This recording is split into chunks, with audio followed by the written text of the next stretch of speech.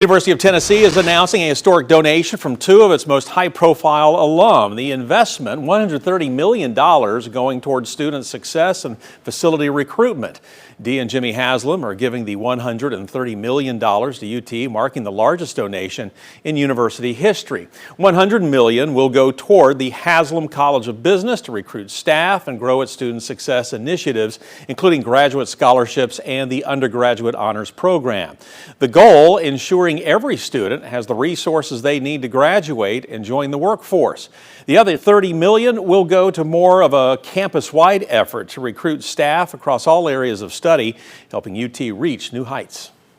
The progress we're making in almost all areas is substantial, and it's our hope that our gift will propel the university even higher in rankings, and more importantly, to make it an even better place for students to go to school, learn, grow up. Maybe they leave Tennessee, maybe they don't, but eventually come back here and make Tennessee an even better place to live, work, raise a family, etc. This historic investment continues Dee and Jimmy Haslam's lifelong commitment to the university, which now totals over $195 million. This donation will impact over 11,000 business students. Tennessee Governor Bill Lee says the gift from the Haslams, quote, demonstrates a deep commitment to ensuring the next generation of Tennesseans has the opportunity to reach their full potential. And for more on the $130 million contribution, you can visit our website at WATE.com. Up next for you, a man who is accused of conspiring to disrupt ICE officers in Hardin Valley is asking a judge to allow his case to be tried separately from his co-defendants. We're talking about Tyler Wells. As we've been reporting, Wells, along with Alexander Bonilla's servant Omar Bonilla Serna and Nicholas Pastor, were accused of conspiring with one another.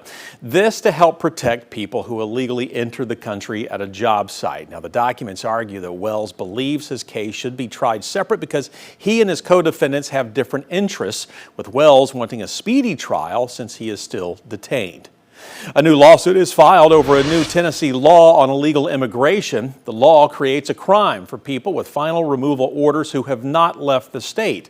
The American Civil Liberties Union, ACLU of Tennessee, and National Immigration Law Center have now filed a federal class action lawsuit today to challenge this law. Now, they argue that the rule is very clear. Immigration enforcement is exclusively a federal power, also citing previous court cases. The lawsuit seeks to block the new law from taking effect on July 1st. Now, we told you when Tennessee lawmakers recently passed a package filled with new laws meant to address illegal immigration. At the time, we reported the bills were drafted with the help of U.S. Homeland Security Advisor Stephen Miller. THP confirming a fatal crash happened early this morning on the Dragon. That is that twisty stretch of Highway 129 heading into the Smoky Mountains in Blount County. The wreck happening around 1 a.m. Troopers say they did investigate the wreck. Few details right now, but we are waiting on a preliminary report from THP. Of course, we'll bring you more information when that report comes in. And a big donation as our Big 7 story list rolls on for you. Anderson County Mayor Terry Frank says plans are moving ahead to open a new park.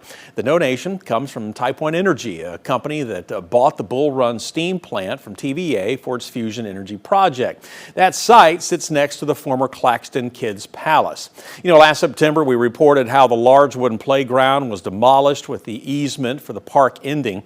The mayor's office says it took in hundreds of responses to a community survey, putting together ideas for a new park. Anderson County says Type 1 Energy's donation will combine with $250,000 already donated by TVA for the new Claxton Community Park, which will be the 7th in the county's park system. Well, talk about fusion power for a moment. Tennessee is about to be the first state to put in place technology-neutral regulations on fusion. This means that the state is setting broad safety standards for all fusion technologies, no matter how they work. The State Department of Environment and Conservation says new regulations go into effect starting on June 9th. Regulators claim this will give Tennessee an upper hand on innovation in the nuclear fusion field.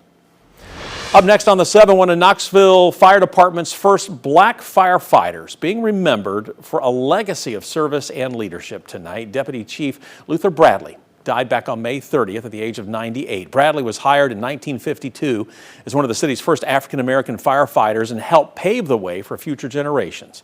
During his 36-year career, he rose through the ranks to become Deputy Chief Fire Marshal and played a key role in the integration of the fire department. Knoxville fire officials say Bradley opened doors for others, and his legacy will live on for years to come.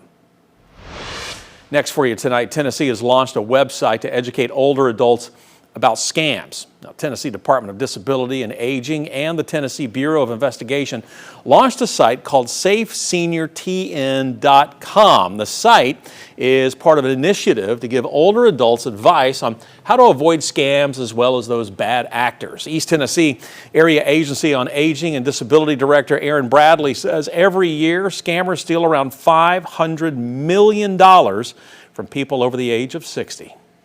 This is a real opportunity for older adults to really build a hedge about themselves to protect themselves from the bad guys.